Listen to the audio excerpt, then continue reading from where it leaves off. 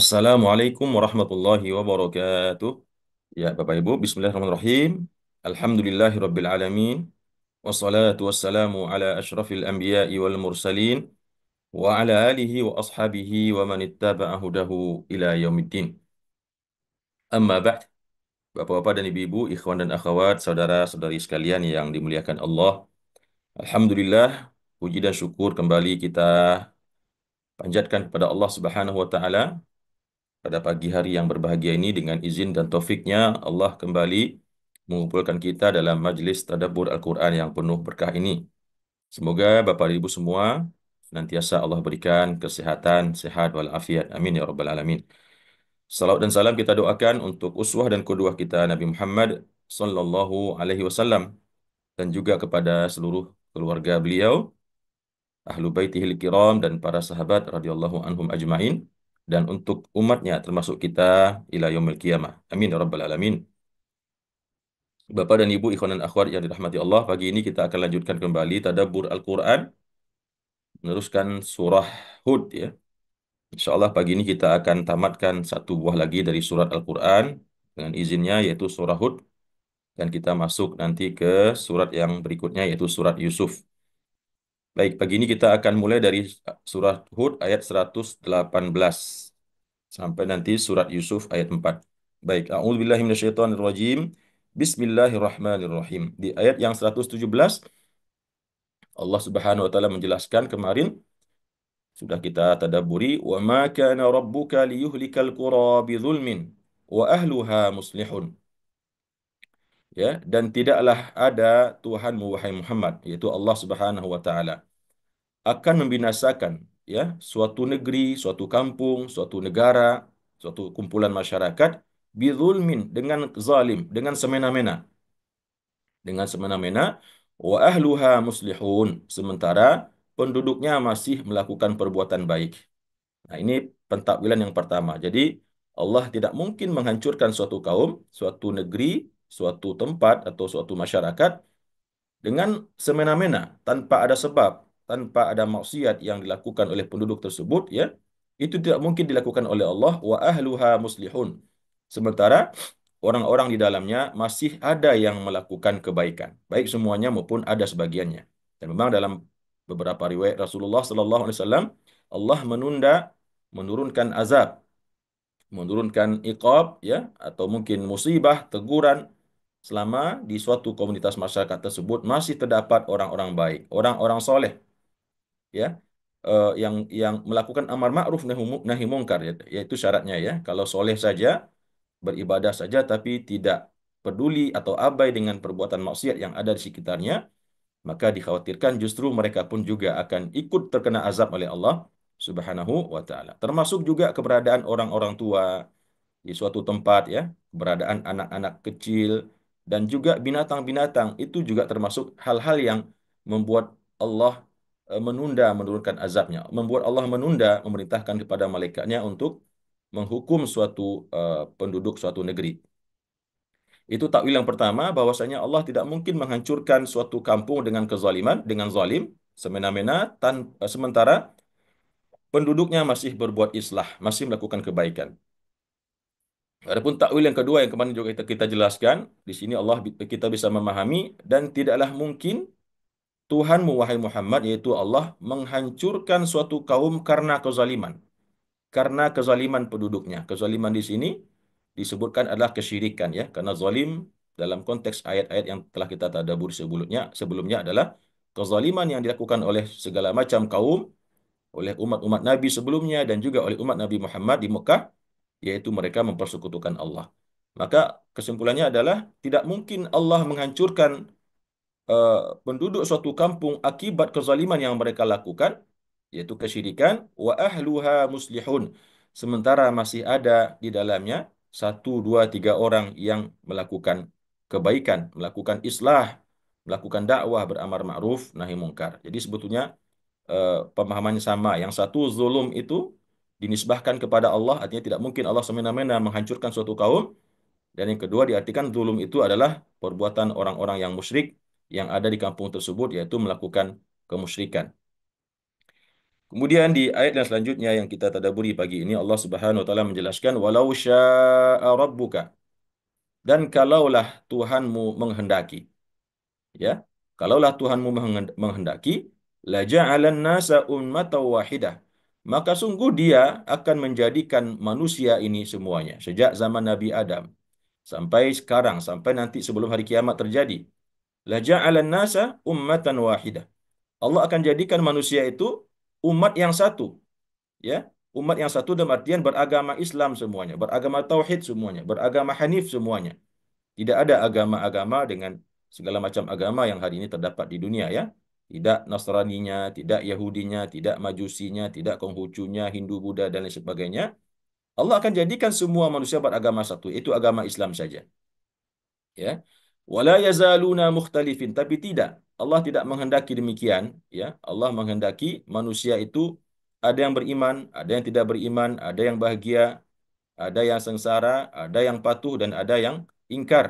Wala yazaluna mukhtalifin, dan mereka akan senantiasa berselisih sepanjang zaman, ya. Silih berganti, zaman berlalu, masa berganti, maka akan selalu ada di dalam kehidupan ini ada orang beriman, ada yang tidak beriman. Karena memang dari dulu Allah sudah berkehendak tidak ingin menjadikan manusia itu menjadi umat yang satu. Dalam artian semuanya beriman kepada Allah, memeluk agama Islam atau agama tauhid. Wala yazaluna mukhtalifin. Kebanyakan daripada mereka akan terus berselisih, ya, berselisih berbeda-beda di dalam keyakinannya. Illa man rahima rabbuk. Ada pengecualian ternyata. Kecuali orang-orang yang dirahmati oleh Allah. Orang-orang yang memang dikasihani oleh Allah. Ya, yaitu orang-orang yang dipilih oleh Allah untuk mendapatkan hidayah, untuk terlahir sebagai orang Islam dan kemudian terus beragama Islam. Ya, meskipun semua manusia pada hakikatnya terlahir sebagai sebagai orang Islam, ya, yang sudah mengakui Tuhan sebagai Allah sebagai Tuhannya. Namun kemudian mereka dinasranikan, oleh orang tuanya, dimajusikan oleh orang tuanya dan diyahudikan oleh orang tuanya. Illa man rahima rabbuk, kecuali orang-orang yang dirahmati oleh Allah, ya, yang kemudian mereka tidak berbeda-beda. Mereka beragama yang satu, yaitu agama Islam. Baik dari umat nabi-nabi sebelumnya, Nabi Nuh, Nabi Ibrahim, Nabi Hud, Nabi Shu'aib, Nabi Lut, Nabi Yakub, Nabi Sulaiman, Nabi Daud, dan juga Nabi Isa alaihissalam. Ada di antara mereka tersebut yang tergolong dalam illa marrahima rabbuk ini, yaitu orang-orang yang dikasihani, dirahmati oleh Allah, sehingga mereka tidak berbeda-beda sebagaimana kebanyakan manusia yang berbeda-beda dalam agama atau keyakinan mereka. Walidzalika khalaqahum. Walidzalika khalaqahum. Dan kata Allah, dan untuk itulah mereka diciptakan oleh Allah. Maksudnya di sini Bapak dan Ibu, untuk perbedaan itu Allah ciptakan mereka. Ada yang bahagia, ada yang sengsara, ada yang beriman, ada yang kufur, ya, ada yang patuh dan ada yang taat. Maka itulah memang tujuan Allah menciptakan manusia, ada keberagaman, ya. Nah, tentunya semua itu Allah telah mengetahuinya sebelum jauh-jauh hari manusia itu diciptakan. Ya, setelah Allah lihat dengan ilmunya siapa di antara manusia ini yang begitu diberikan petunjuk, hidayah, nabi, Alkitab, Al-Quran, siapa yang beriman, siapa yang tidak beriman, Allah sudah lihat sebelumnya. Jadi Allah tahu sebelum dia ciptakan makhluknya ini, siapa di antara makhluknya yang mau menerima hidayah dan tidak mau menerima hidayah. Atas atas yang telah dilihat oleh Allah itulah kemudian Allah ciptakan mereka, maka sekelompok orang menjalani kehidupannya sebagaimana dulu telah Allah ketahui. Meskipun orang ini telah diberikan hidayah, diberikan nabi, diberikan kitab, tetap dia tidak beriman. Karena dia lebih memperturutkan hawa nafsunya. Dan sebagian lagi, dengan ilmu Allah yang azali itu, Allah juga sudah tahu bahwasanya orang ini, ya mungkin di awal-awal dia hidup dalam kekafiran, kemaksiatan, tapi begitu datang suatu kesempatan, disampaikan kepadanya wahyu Allah, disampaikan kepadanya nabi, disampaikan kepadanya orang-orang yang mendakwahinya, dia pun menerimanya sehingga akhirnya dia menjadi orang yang berbahagia atau selamat. Wa tammat kalimatu rabbik, dan telah sempurna kalimat Tuhanmu. Artinya Allah telah tetapkan takdir-takdir itu semuanya. Ya, la amla'anna jahannama minal jinnati wan nasi ajmain. Wa tammat kalimatu rabbik.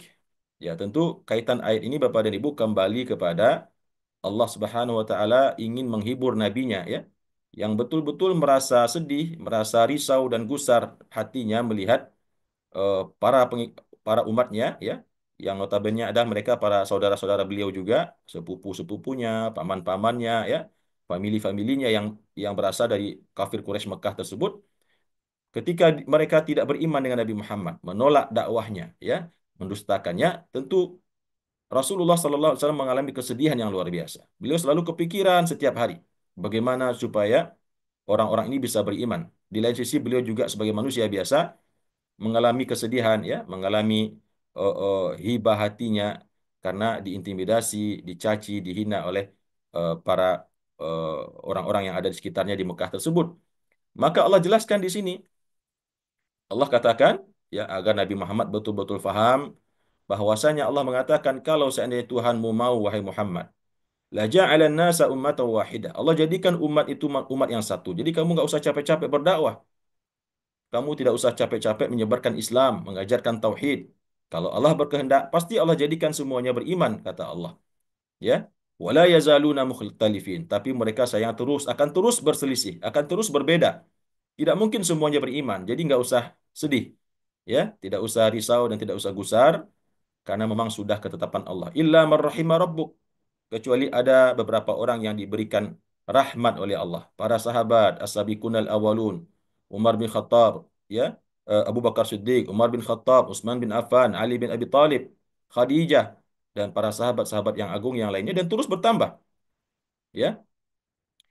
Walidzalika khalaqahum, dan karena perbedaan itulah mereka akan terus berbeda-beda, Allah ciptakan mereka.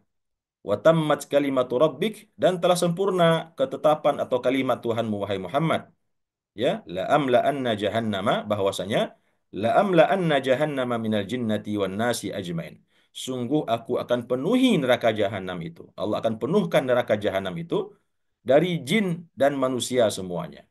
Ya, jadi kembali mungkin kepada pertanyaan-pertanyaan yang mungkin berkecamuk di hati kita, di pikiran dan batin kita, Bapak dan Ibu. Ya, kalau begitu berarti Allah itu memang maha berkehendak. Ya iya ya, jawabannya betul. Allah maha berkehendak. Siapapun yang Allah inginkan masuk neraka jahanam, itu ada kehendak Allah. Dan tidak ada satupun yang bisa memprotesnya, ya, menghalanginya, mensomasinya, dan lain sebagainya.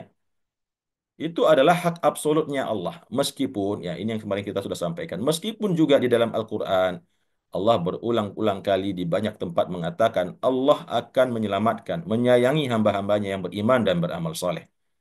Yang mau mengikuti hidayah, yang mau mengikuti kebenaran.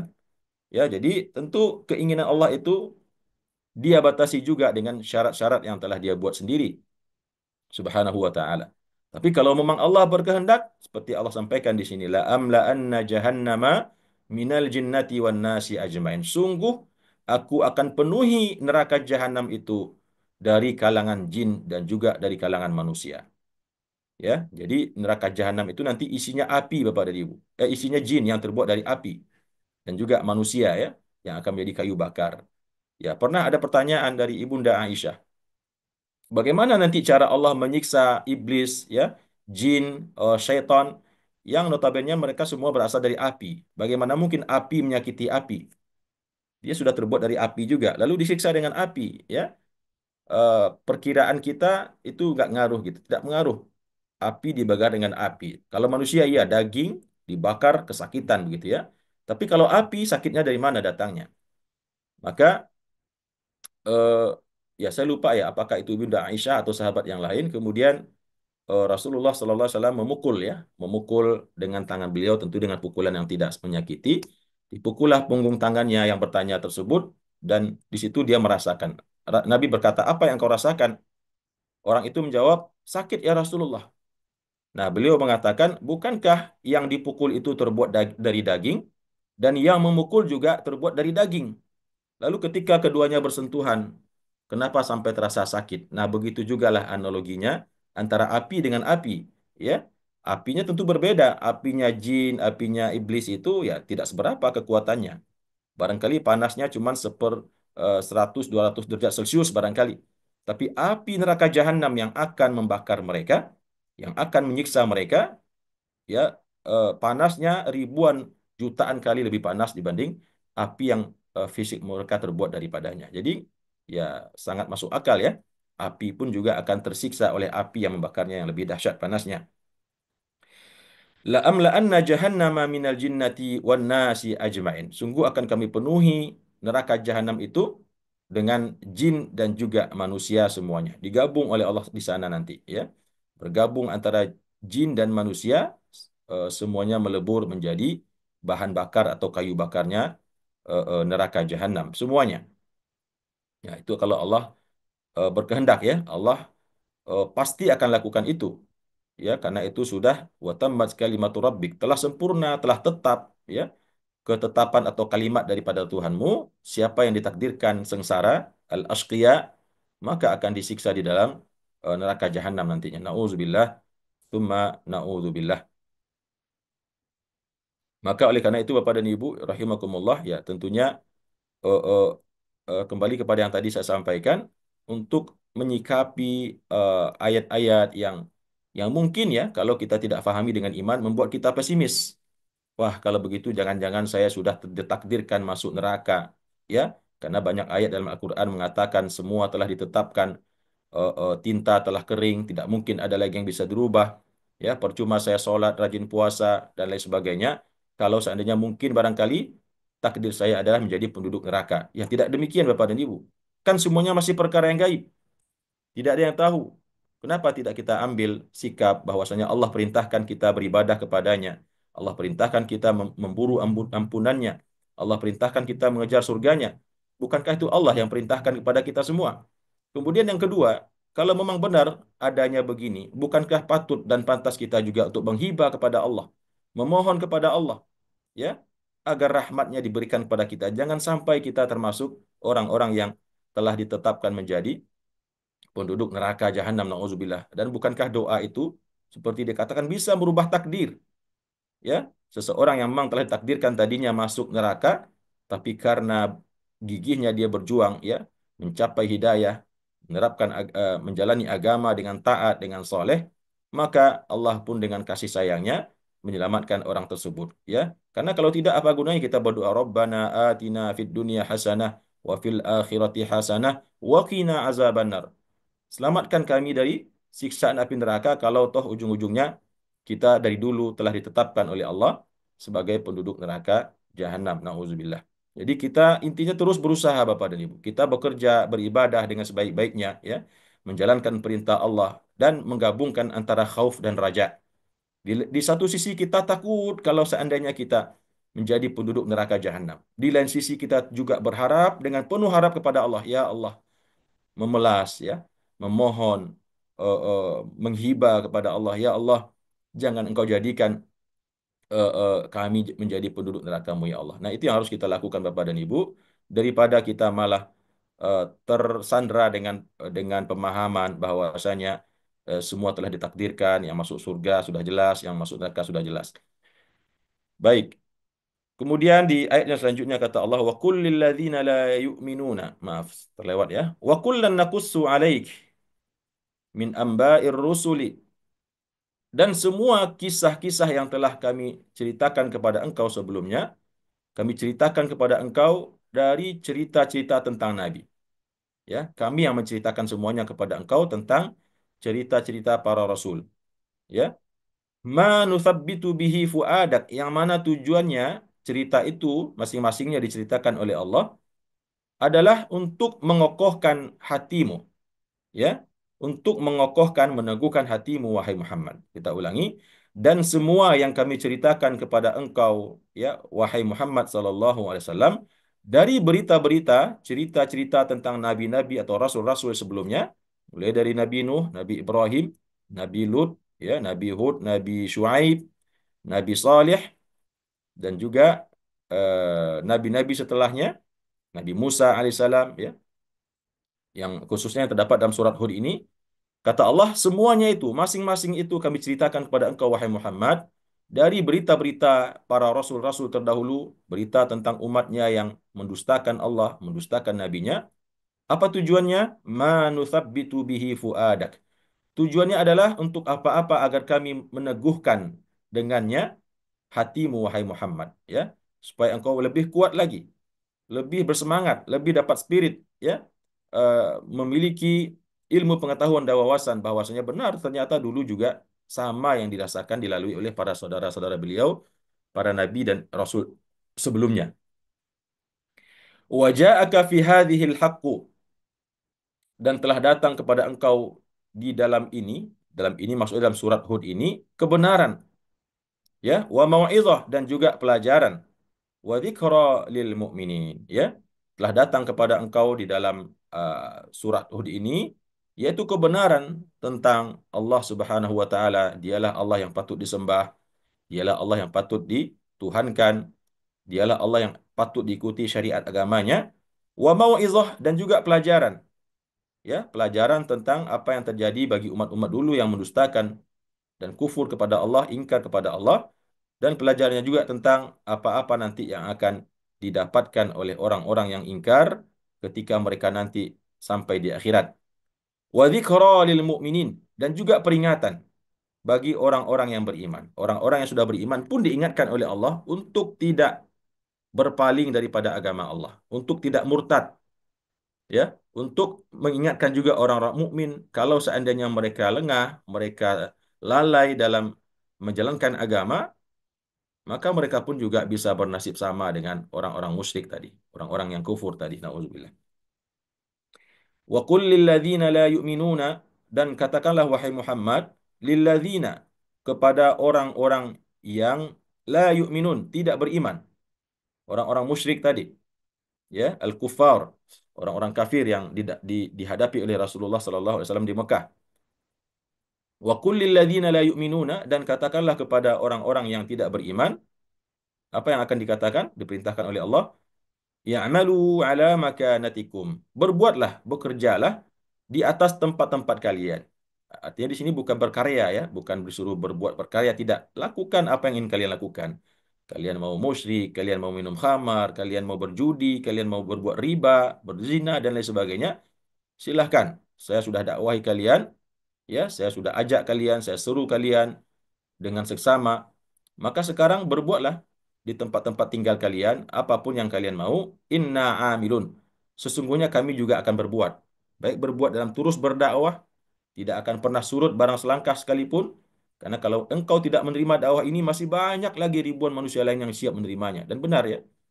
Akhirnya beriman orang satu kota Madinah, berduyun-duyun orang masuk kepada agama Islam, ya. Bahkan dari luar Jazirah Arab, sementara orang-orang kafir Quraisy yang jumlahnya sedikit itu menolak, ya nggak masalah, ya.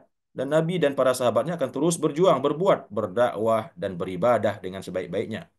Jadi nggak ngaruh, ya, orang-orang musyrik ini mau oh, oh, mau ingkar, mau kufur, mau mendustakan sedemikian rupa, ya nggak masalah. Silahkan, bahkan kata kata Allah di sini, katakan kepada mereka, ya'malu ala makanatikum. Berbuatlah, lakukanlah apa yang ingin kalian lakukan. Sesungguhnya kami akan terus juga berbuat, berdakwah dan beriman dengan teguh kepada Allah dan beribadah kepadanya. Kemudian wantaziru, dan tunggu pula lah, tunggulah, ya. Tadi disuruh berbuat seenaknya, sesukanya silahkan. Sekarang kata Rasulullah, wantaziru, dan tunggulah oleh kalian wahai orang-orang musyrik.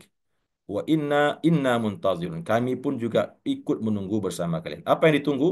Akan datangnya janji Allah, bahwasanya Allah akan membinasakan orang-orang yang kufur kepadanya, yang syirik dan mendustakannya, dan bahwasanya Allah akan memberikan kemenangan kepada orang-orang yang mematuhinya dan mentaatinya. Wantaziru, ya, tunggulah. Sesungguhnya kami juga menunggu. Ya, kita sama-sama menunggu, tapi yang kita tunggu berbeda. Kalau kalian, yang kalian tunggu adalah bukti kebenaran apa yang kami sampaikan, bahwasanya kalian akan diazab oleh Allah, dibinasakan oleh Allah. Sedangkan yang kami tunggu yaitu kemenangan, kejayaan yang dijanjikan oleh Allah karena iman yang telah kami tunjukkan kepada Allah Subhanahu wa taala. Walillahi ghaibus samawati wal ard. Nah, di ujung atau di akhir surah Hud ini, Bapak dan Ibu, Allah kemudian juga tambahkan lagi menguatkan nabinya, ya.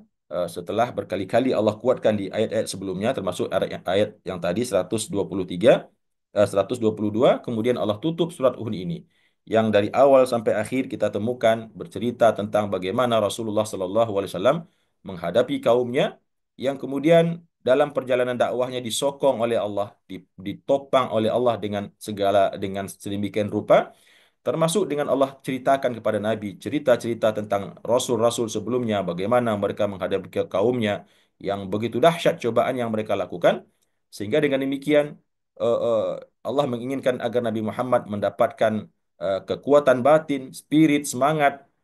Dan berkali-kali juga Allah jelaskan sebelumnya bahwa tugas kamu cuma menyampaikan, mereka beriman tidak beriman itu bukan urusan kamu, kata kata Allah. Maka di akhir ayat ini Allah menjelaskan, atau di akhir surat ini, di ayat yang terakhir kata Allah, "Walillahi ghaibus samawati wal ard." Dan milik Allah lah ya kegaiban yang tersimpan di langit-langit, ya, di ruang angkasa sana, di langit-langit yang tujuh lapis tersebut. Bagi Allah lah kegaiban semua isinya dan juga semua yang kegaiban yang ada di bumi. Wa ilaihi yurja'ul amru kulluh. Dan kepadanya lah akan dikembalikan semua urusan, ya, semuanya. Jadi eh, ayat ini ditutup dengan ayat ini Bapak, surat ini ditutup dengan ayat ini Bapak dan Ibu, seakan-akan Allah ingin mengatakan, wahai Muhammad, ketahuilah sesungguhnya Tuhan yang engkau dakwahkan kepada umatmu untuk mengimaninya, ya, untuk mentauhidkannya, dia adalah Tuhan atau Allah yang memiliki kegaiban seluruh kerajaan, kegaiban yang ada di kerajaan langit dengan luasnya yang maha luas tersebut, dan juga kegaiban yang ada di bumi. Jadi banyak sekali ternyata di bumi ini Bapak dan Ibu kegaiban, ya, yang belum kita singkap, yang mungkin bahkan sebagiannya tidak akan tersingkap sampai hari kiamat karena dia perkara yang gaib, ya, masih banyak tersembunyi di bumi kita ini. Bahkan katanya ada alam lain, ya, ada daratan lain, benua lain yang belum ditemukan manusia hari ini. Wallahu alam, bisa jadi ada mungkin kehidupan di perut bumi yang kita tidak ketahui, yang juga di sana ada peradaban. Wallahu alam. Semuanya perkara yang gaib, ya, apalagi di langit. Ya, kalau di langit ya tentu lebih luas lagi, ya. Segala sesuatu mungkin banyak terdapat di sana yang ilmu pengetahuan manusia belum sampai ke sana. Tapi bisa jadi suatu hari akan tersingkap karena memang Allah sudah berikan keleluasaan kepada manusia seperti yang terdapat dalam surah Ar-Rahman untuk menjelajahi ruang angkasa, ya. Kalau sanggup silahkan kata Allah, dan kalian tidak akan sanggup menjelajahinya kecuali dengan sultan. Oleh para ahli tafsir diartikan sultan itu dengan ilmu. Harus belajar, harus berilmu, harus memiliki ilmu pengetahuan dan teknologi sehingga bisa menjelajahi ruang angkasa dan menyingkap rahasia demi rahasianya. Maka kata Allah, wa ilaihi yurja'ul amru kulluh. Dan semua perkara yang ada di dunia ini akan kembali kepada Allah. Allah Maha tahu, Allah Maha mencatat, Allah Maha melihat. Ya, apapun yang dilakukan oleh kaummu wahai Muhammad, nanti semuanya akan kembali kepada Allah. Allah yang akan menyidang mereka, mengadili mereka, ya, menghisap mereka secara detail. Jadi nggak usah khawatir, ya. Tidak ada yang luput, ya. Mungkin ada yang menyakitimu, menzalimimu, ya. Nanti semua akan kembali kepada Allah dan akan mereka pertanggungjawabkan. Tidak ada manusia satupun yang hilang ke apa namanya ke galaksi yang lain, ya. Yang mungkin di situ tidak ada Allah, ya. Nggak mungkin itu. Ya, semua akan kembali kepada Allah. Nggak ada satupun yang nyasar ke alam kerajaan malakut yang lain, itu nggak ada. Ya, sehingga dia bisa lari kabur dari kemaksiatannya, kekafirannya dan kezalimannya. Itu nggak mungkin. Allah mengatakan wa ilaihi yurja'ul amru kulluh. Kepada Allah akan dikembalikan semua urusan yang ada di dunia ini. Maka oleh karena itu, fa'budhu, maka sembahlah dia dengan sebaik-baiknya. Sembahlah Allah itu dengan sebaik-baiknya. Wa tawakkal alaihi, dan kemudian bertawakal kepadanya. Kita menyembah Allah dalam artian mempersembahkan ibadah-ibadah terbaik yang diperintahkannya, baik yang wajib-wajib, kemudian kita juga lengkapi, kita tambahkan dengan yang sunnah-sunnah, ya. Itu artinya kita menyembah Allah. Kemudian selain kita menyembah kepada Allah, kita pun bertawakal kepadanya, menyerahkan urusan kita kepada Allah, hidup dan mati kita, apapun permasalahan yang kita hadapi dalam kehidupan kita ini, kita senantiasa bertawakal kepada Allah, bergantung kepadanya, tidak bergantung kepada makhluk sama sekali. Bahkan orang yang paling dekat dengan kita pun, istri kah namanya, suami kah namanya, orang tua kah namanya, kekasih kah dan lain sebagainya, maka kita harus bertawakal hanya kepada Allah Subhanahu wa taala. Wa ma rabbuka bighafilin amma ta'malun. Dan tidaklah Tuhanmu wahai Muhammad, ya, lalai terhadap apa-apa yang kalian kerjakan, ya. Tidak baik yang kalian kerjakan orang-orang Islam engkau dan para sahabatmu berupa kebaikan dan begitu juga kaummu yang musyrik tersebut terhadap apa-apa yang mereka kerjakan. Nah, Bapak dan Ibu rahimakumullah, sampai di sini tuntas sudah kita mentadaburi surah Hud ya. Alhamdulillahirabbil alamin. Dengan izinnya dan taufiknya, satu surat lagi telah kita tuntaskan. Alhamdulillah. Mudah-mudahan dari tadabur yang telah kita lakukan untuk surat Hud ini, yang di dalamnya ada satu surat ya, yang dikatakan oleh Nabi Syayyabatni Hud. Surat Hud telah membuat rambutku cepat beruban ya, yaitu surah atau ayat 112. Fastaqim kama umirta wa man taba ma'aka wa la tatghaw. Allah perintahkan kita untuk istiqamah ya. Kalau beribadah itu mudah sebetulnya. Ya, mau sholat langsung 12 rakaat tahajud, ya, mau baca Quran langsung 5 juz sekali duduk, ya. Mau puasa mungkin berturut-turut seminggu Nabi Daud dan seterusnya, itu mudah semuanya. Tapi yang berat adalah untuk istiqamah, ya. Istiqamah memang memerlukan mujahadah, memerlukan perjuangan, memerlukan ketekunan dan memerlukan pertolongan dari Allah Subhanahu wa taala. Demikian Bapak dan Ibu, kemudian kita karena memang masih dalam halaman yang sama, kita coba sekarang pindah kepada surat yang berikutnya yaitu surat Yusuf ya.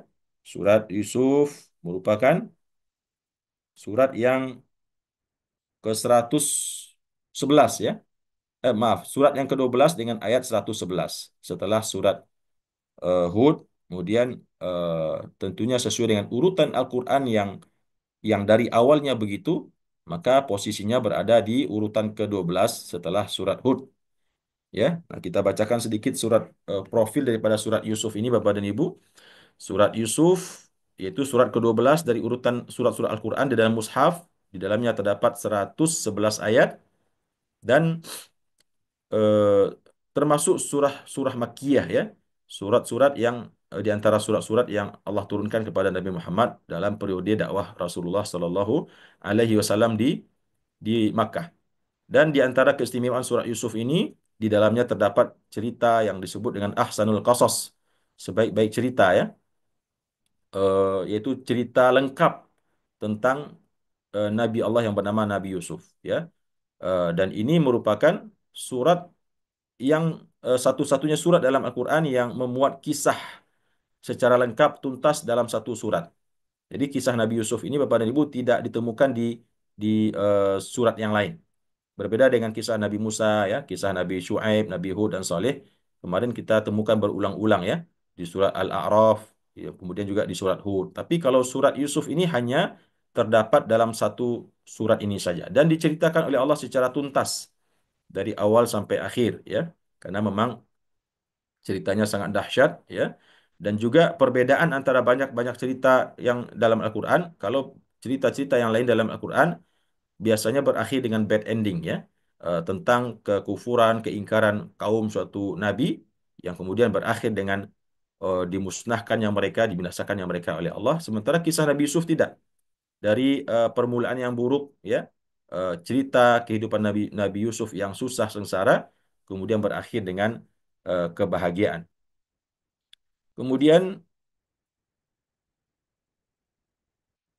ya, di antara sebab turunnya Bapak dan Ibu dalam sebuah riwayat ya, kesimpulannya saja saya jelaskan bahwasanya para sahabat ketika Al-Quran turun sebelum surat Yusuf ini ya mulai merasa bosan ya, mulai merasa bosan dalam artian karena yang diturunkan oleh Allah kepada Nabi kebanyakan ayat-ayat tauhid ya, ayat-ayat tauhid dan beberapa ayat hukum.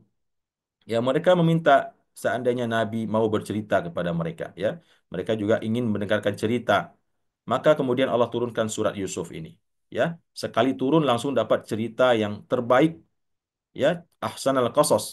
Cerita yang terbaik yang sangat menggugah jiwa dan nanti akan kita ikuti secara detail Bapak dan Ibu eh, tadabbur daripada surat Yusuf yang memang surat Yusuf ini Bapak Ibu mengandung hikmah yang luar biasa. Hampir semua aspek ada di dalamnya. Ada aspek tauhid ya, ada aspek muamalah, ada aspek syariah atau hukum. Ada kesabaran di dalamnya, ada cinta romantisme di dalamnya, ada pengorbanan, ada keikhlasan, ada ketulusan, ada pemaafan ya, dan juga ada kecerdikan dan kepintaran, lengkap segala macam aspek nanti kita akan temukan dalam surat Yusuf ini.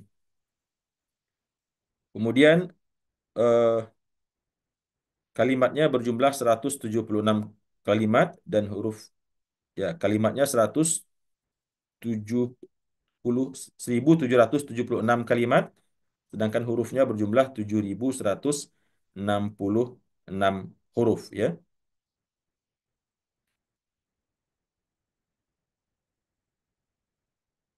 Kemudian Bapak dan Ibu rahimakumullah, ya, kalau keutamaan membaca surat Yusuf, ya tidak ada riwayat yang betul-betul sahih ya. Meskipun ada salah satu riwayat yang dinukilkan, diriwayatkan dari dinisbahkan kepada Rasulullah, tapi setelah diteliti ternyata hadisnya hadis maudhu, ya, yaitu perintah Rasulullah kepada kita untuk membacakan surat Yusuf, ya, untuk mengajarkan surat Yusuf kepada anggota keluarga kita, karena sesungguhnya membaca surat Yusuf tersebut akan mempermudah sakaratul maut dan bagi orang yang sering membacanya akan terhindar dari sifat iri dan dengki kepada sesama muslim. Ya, ini hadis diriwayatkan oleh Ats-Tsa'labi, tapi kemudian setelah diteliti ternyata hadisnya hadis maudhu' atau hadis palsu. Nah, kalaupun keutamaan yang banyak disebut dalam masyarakat kita, kalau anaknya ingin ganteng gitu ya, ingin tampan, berparas baik, bagus dan segala macam, bacalah surat Yusuf ketika hamil. Nah, ini yang lebih tidak ada lagi riwayatnya ya. Wallahu alam. Ya, saya belum pernah menemukan riwayatnya, tapi kalau Bapak Ibu ada menemukan, boleh di-share ya. Barangkali memang benar ada dan sahih riwayatnya. Kemudian beberapa hal yang dikhususkan surat Yusuf ini dengannya. Yang pertama adalah surat Yusuf adalah satu-satunya surat yang paling banyak terdapat di dalamnya dalam satu ayat eh, kalimat yang semuanya berbaris hidup ya. Contoh di dalam eh, ayatnya saya tidak sebut di sini. Inni ra'aitu ahada asyara kaukaba. Nah, semuanya hidup, tidak ada huruf huruf yang tidak hidup di sana. Kemudian juga termasuk surat-surat yang panjang yang jumlahnya lebih dari 100 ayat, tapi tidak ditemukan satu kali pun disebutkan di dalamnya kalimat surga dan neraka, jannah dan naur.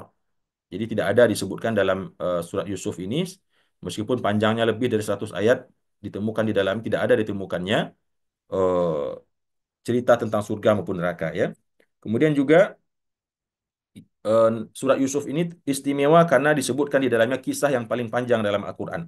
Ya, dalam satu kali redaksi atau dalam satu kali penceritaan, tidak dipenggal-penggal, tidak dikisah-kisah, ya, dan tidak diulang-ulangi lagi di tempat yang lain, ya. Nah, kira-kira mungkin itu Bapak dan Ibu, ya, meskipun banyak lagi informasi yang lain yang nanti bisa kita gali lebih dalam di waktu dan kesempatan yang lain.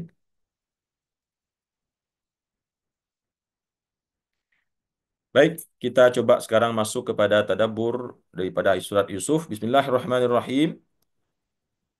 Alif Lam Ra, ya. Sudah kita jelaskan sebelumnya bahwa ini adalah huruf muqatta'ah. Huruf-huruf yang dipotong-potong yang hikmahnya adalah untuk menunjukkan kemukjizatan Al-Qur'an, ya. Kemukjizatan Al-Qur'an di mana Al-Qur'an yang diturunkan oleh Allah kepada Nabi Muhammad yang kemudian diminta kepada kaumnya untuk membuat yang semisalnya itu adalah kitab yang berasal dari bahasa mereka. Huruf-hurufnya huruf-huruf bahasa mereka. Buktinya Allah katakan alif, lam, ro, ya. Di tempat lain nanti mungkin alif, lam, mim, sod. Ada lagi kaf, ha, ya, ain, sod. Bukankah Al-Quran ini berbahasa Arab dan betul-betul unsur bahasanya itu terdiri dari huruf-huruf kalian sendiri. Huruf-huruf bahasa kalian yang kalian kenal sendiri. Tapi kenapa kalian tidak bisa membuat semisal satu surat saja daripadanya? Makanya para ulama mengatakan hampir di semua ayat surat-surat Al-Quran yang dimulai dengan huruf muqatta'ah ini, kemudian setelah itu diiringi dengan pernyataan akan keagungan Al-Quran ini. Nah, ini juga kita temukan di sini Bapak dan Ibu. Ketika Allah selesai menyebut alif lam ra, setelahnya Allah langsung katakan tilka ayatul kitabil mubin. Itulah ayat-ayat ya daripada Al-Kitabil Mubin, kitab yang nyata, yang memberikan penjelasan. Al-Kitabil Mubin, kitab yang nyata isi kandungannya, jelas halal dan haramnya, perintah dan larangannya, ceritanya, dan lain sebagainya. Dan demikian juga Alkitab Al-Mubin diartikan kitab yang memberikan kejelasan, yang menerangkan, ya, yang menerangkan sesuatu yang meragukan, menerangkan sesuatu yang tidak diketahui, semuanya diterangkan dalam Alkitab ini.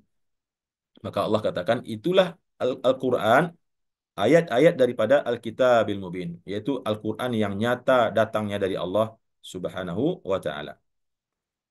Kemudian kata Allah, Inna anzalnahu, sesungguhnya kami telah menurunkan Al-Quran itu, Qur'anan Arabian, sebagai Quran yang berbahasa Arab.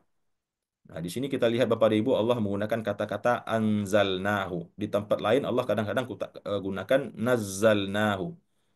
Ya, sudah sering kita sampaikan ini. Apa perbedaan dengan anzalnahu dengan nazzalnahu? Kalau anzalnahu berarti proses Allah menurunkan Al-Quran sekaligus dari Al-Fatihah sampai An-Nas, dari Lauh Mahfuz ke Baitul Izzah di langit dunia. Semuanya itu ya Allah turunkan. Dari Lauh Mahfuz, dibawa oleh Malaikat Jibril, ditaruh di Baitul Izzah di Sama'id dunia. Tapi ketika Allah mengatakan nazzalnahu, seperti dalam surat Al-Hijr, Inna nahnu nazzalna dzikra, maka itu berarti proses turunnya Al-Quran dari Baitul Izzah atau Sama'id dunia kepada Nabi Muhammad SAW dibawa oleh Malaikat Jibril secara berangsur-angsur. Satu surat, ya, beberapa ayat. Nah, itu yang dimaksud dengan nazzala yunazzilu tanzil. Tapi kalau anzala menjadi yunzilu, kemudian menjadi inzal. Nah, mudah-mudahan ini sudah difahami Bapak Ibu, sudah sering kita sampaikan ini ya. Perbedaan antara anzalnahu dengan nazzalnahu. Sesungguhnya kami yang telah menurunkan Al-Quran itu Qur'anan Arabian sebagai Quran. Quran sesuatu yang dibaca ya. Arabian yang berbahasa Arab. Kenapa dia berbahasa Arab? Karena memang Nabi orang Arab, beliau tinggal di negeri Arab dan diturunkan dia tentunya juga dengan bahasa Arab. Karena kalau diturunkan dengan bahasa Cina, bahasa Spanyol, bahasa India, ya pasti kaumnya Nabi Muhammad dengan mudah akan mengingkarinya, akan menolak ya. Toh mereka tidak paham apa yang dimaksud. Kalau sampai diturunkan dengan bahasa Jawa misalkan, ya pasti ditolak mentah-mentah oleh mereka. Nah, sedangkan dengan bahasa Arab saja juga mereka tidak beriman, apalagi dengan bahasa yang lain. Kemudian yang kedua, kenapa diturunkan dengan Quran dan Arabia? Karena memang bahasa Arab ini memiliki keistimewaan yang luar biasa dibanding bahasa-bahasa lain di dunia. Dia bahasa yang sangat indah, bahasa yang sangat dalam, bahasa yang sangat kaya, bahasa yang eh, eh, dalam satu kata saja bisa ditemukan 20 sinonimnya, ya, dan satu sama lain memiliki spesifik pemahaman atau artinya. Jadi Allah memilih bahasa Arab bukan semata-mata karena yang akan didakwahi oleh Nabi Muhammad itu orang Arab, tapi memang bahasa Arab inilah bahasa yang terbaik.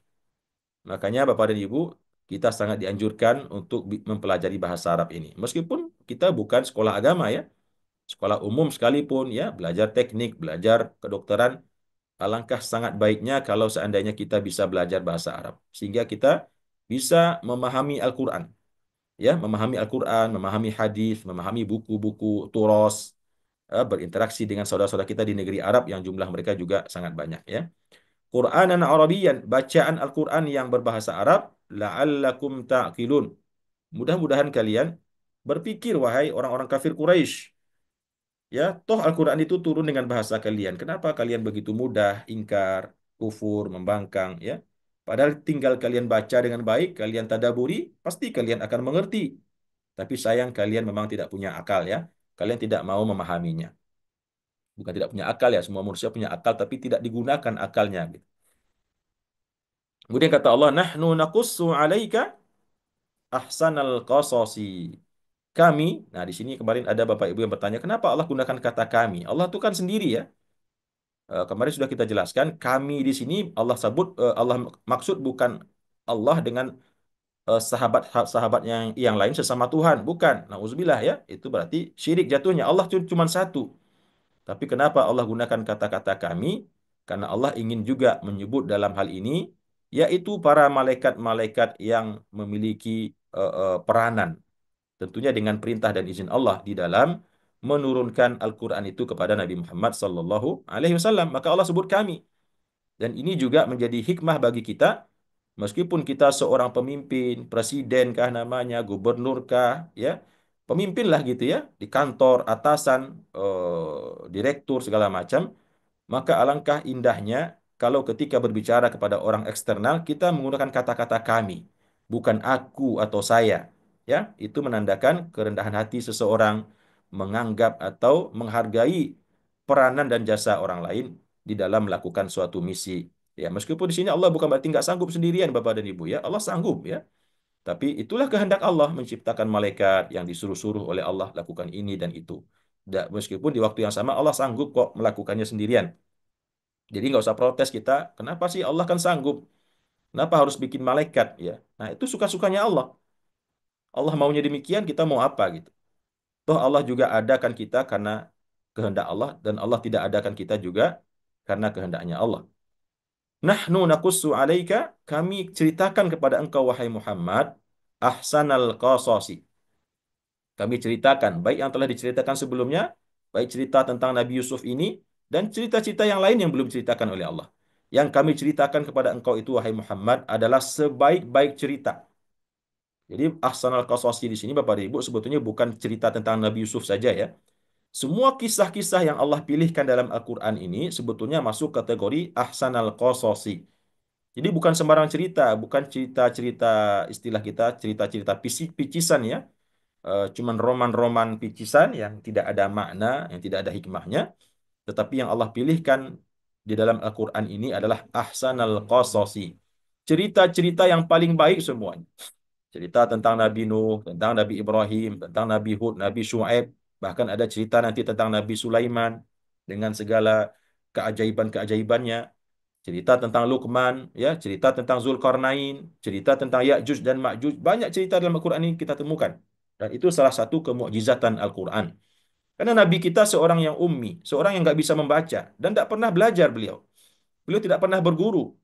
Ya, mending kalau bisa baca. Mungkin beliau diam-diam bisa baca di pustaka, di perpustakaannya Mekah waktu itu ya. Ya, boro-boro Bapak Ibu ya. Toh orang Mekahnya juga banyak yang tidak bisa baca tulis. Mereka orang-orang jahil. Mending mungkin Nabi berguru kepada seorang rahib. Nggak ada catatan sejarah yang mengatakan Nabi bisa membaca, menulis, atau mungkin bertalaki kepada seorang guru. Tetapi beliau bisa mendatangkan dengan ayat-ayat Al-Quran ini ahsanal qasasi. Cerita-cerita yang indah, detil, indah sekali, menggugah jiwa, dan sangat detil dengan gaya bahasa yang indah. Apakah mungkin seorang manusia melakukan itu? Kalau bukan wahyu dari Allah, Tuhan pencipta alam. Maka kata Allah, nahnu naqussu alaika ahsanal qasasi. Kami ceritakan kepada engkau wahai Muhammad sebaik-baik kisah. Ya, memang ada yang mengatakan ahsan al-qasasi di sini kembalinya kepada cerita tentang Nabi Yusuf ini. Karena di sini Allah mengatakan kali fi'il mudhari'. Kami akan ceritakan dan turunnya di ayat Yusuf ini berarti adalah cerita yang akan datang sebentar lagi, yaitu cerita tentang Nabi Yusuf. Apapun itu, semua cerita yang Allah pilihkan dalam Al-Quran adalah ahsan al-qasasi. Sebaik-baik cerita ya. Nah, mungkin dari semua cerita yang baik-baik itu yang paling baiknya adalah cerita tentang Nabi Yusuf alaihissalam ini. Yang membuat kalau orang mentadaburinya dengan baik bisa menangis Bapak Ibu, bisa nangis bombay gitu ya. Terharu, terharu biru membayangkan bagaimana sabarnya seorang Nabiullah Yakub, bagaimana indahnya skenario Allah terhadap Nabi Yusuf yang dibuang oleh saudaranya ke dalam sumur, masuk dalam sumur yang sangat dalam, yang secara akal singkat manusia pasti mati, tewas, ternyata tidak. Diselamatkan oleh pedagang, kemudian sampai dijual ke istana, di istana tumbuh berkembang menjadi pemuda yang tampan, digoda oleh istri raja, kemudian difitnah, masuk penjara, dan seterusnya, sampai kemudian menjadi menteri dan menjadi pimpinan tertinggi di negeri Mesir.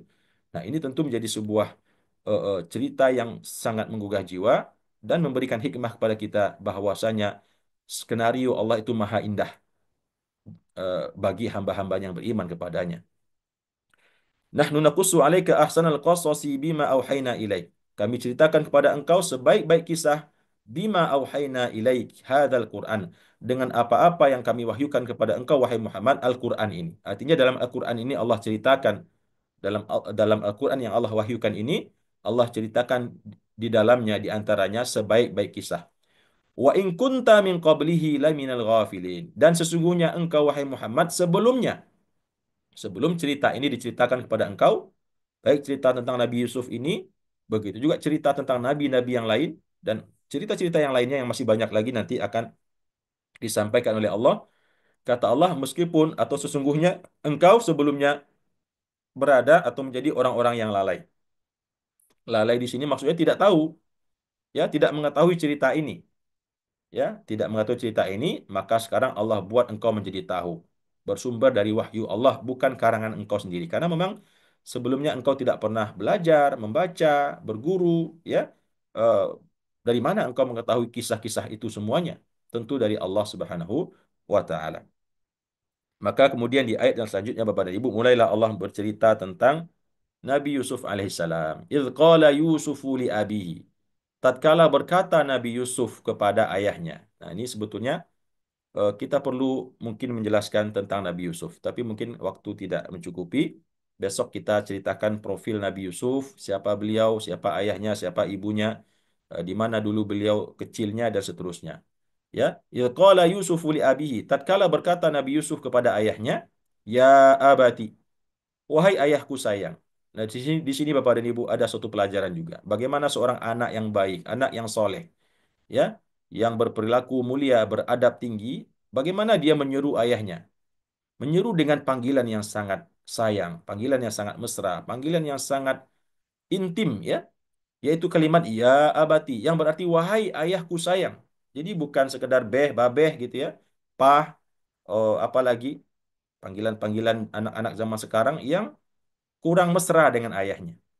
Ya, di sini juga bisa ambil kesimpulan bahwasanya ayah harus mendapat hati dalam hati anaknya, harus menepati hati anaknya, di mana sang ayah termasuk juga dengan anak laki-laki, ya, bukan dengan anak perempuan saja. Kalau yang biasanya ayah dekatnya dengan anak perempuan, dimanja, disayang sedemikian rupa.